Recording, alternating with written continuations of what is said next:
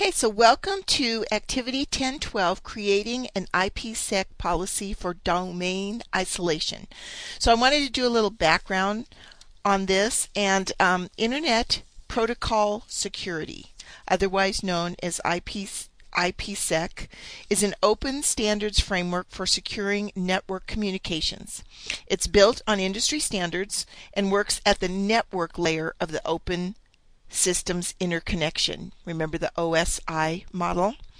Unlike other security protocols such as SSL and SSH, which work at higher levels, the IPSec can protect transport layer protocols and information such as TCP and UDP. And in addition, the applications in higher level layers do not need to be designed to work with the IPSec. The IPSec, it's hard for me to say, because it is transparent to them. So the Internet Protocol Security is here to meet three basic goals. One, authentication. That verifies that the packet received is actually from the claimed sender. Integrity, which means it ensures that the contents of the packet did not change in transit. And confidentiality, conceals the message content through encryption. Also, I wanted to welcome you. Instead of a PowerPoint, I'm doing a little notepad point presentation here.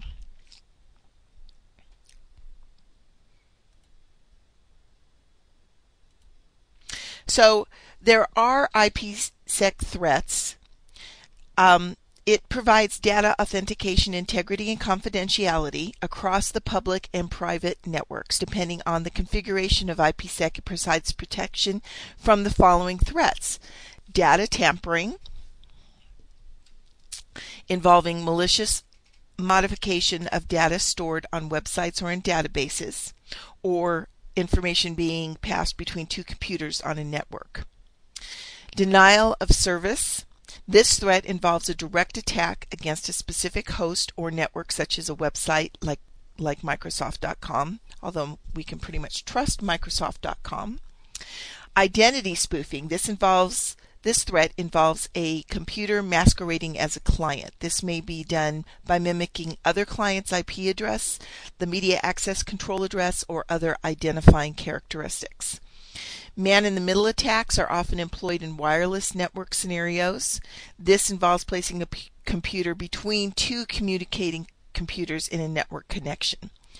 It's amazing how these people who have nothing else to do can be so smart at hacking and just causing all sorts of trouble. I have no clue why this is such a big thrill to hackers.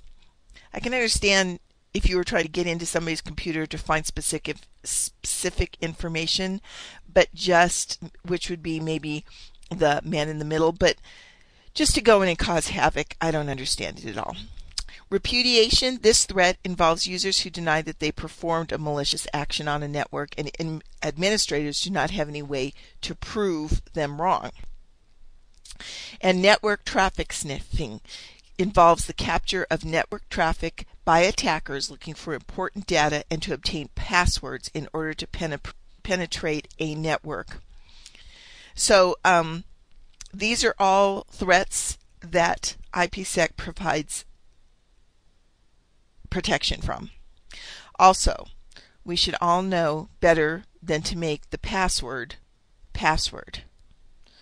That's really dumb, and they say about like 79% of people do that. So some capitals, some small letters, some letters, and some symbols. Best way to protect your passwords. Okay, so how IPC works is that there's going to be, the mode of operation is how you're going to use IPSec to secure your data communications. There are two modes of operation in IPSec. You can either do the transport mode, which is the default, or you can do the tunnel mode, which provides secure communications between networks through a single node. IPSec security association modes. Although IPSec is appropriate in three different scenarios, IPSec works the same for each transaction. So it uses the internet key exchange, also known as IKE, to negotiate security protocols that each peer will use for communicating and constructing.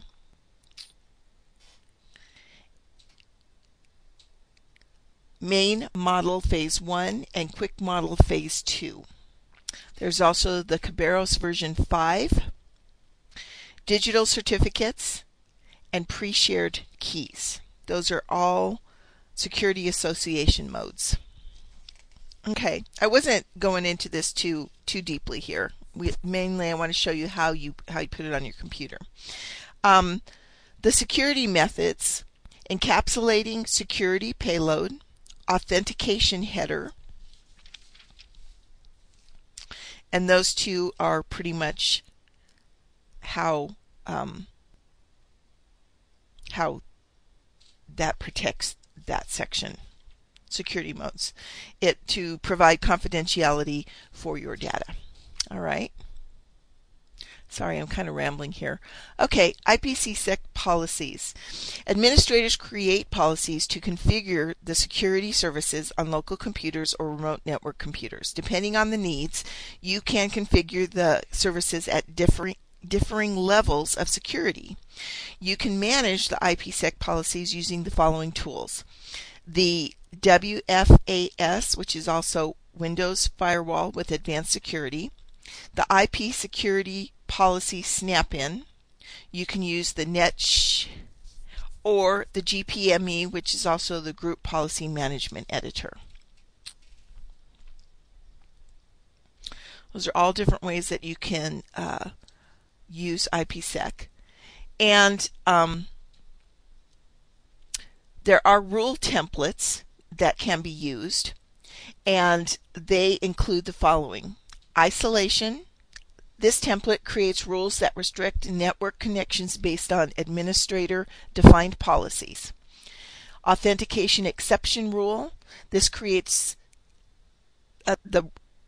rules that allow specific computers or groups or IP addresses to connect with network computers without being required to authenticate themselves. Server to server. This template creates rules for authenticating communication between two computers, two groups of computers, two different subnets, or a combination of these. An example would be securing communication between a web server and a database server. All right. A tunnel. This template creates rules for authenticating communications between gateway computers, such as IPsec VPNs. And custom. This isn't exactly a template, but the wizard allows administrators to create rules requiring specific settings and functionality not covered by the 4 default templates. So there's a wide range of how to use it, why to use it, and where to use it. It's a good thing. So to begin, our objective here now is to use IPSec to isolate domain computers from non-domain computers. So we want to get on our computer and go into Server Manager. From there, we're going to go into Configuration. I wanted to open that up a little bit. Do it this way because I'm more familiar with that. Into the Windows Firewall with Advanced Security, also known as WFAS. And then we're going to go into the Connection Security Rules. So click on that. And in the right pane, over here under Actions, you're going to find New Rule. So we are creating a new rule. This is fairly straightforward. So the way that we're going to do it, remember I just explained the different ways you can do it, or the templates you can use. Well, we're going to use the isolation template. And let me lift this up just a little bit in my computer, and we're going to hit Next. And then we want to require authentication for inbound and outbound connections. So we want to keep this one. Authenticate whenever possible, but authentication is not required. That's interesting. Okay. What do we have? Both inbound and outbound connections must be authenticated to be allowed. Request authentication for inbound and outbound connections. Oh, request. I'm sorry, we need to require. That seemed a little loopholey there, didn't it? So both inbound and outbound connections must be authenticated to be allowed. So if you're not authenticated, you don't have a ticket, you're not getting in the door. Okay, so in the authentication method dialog box, we want to click on computer and user,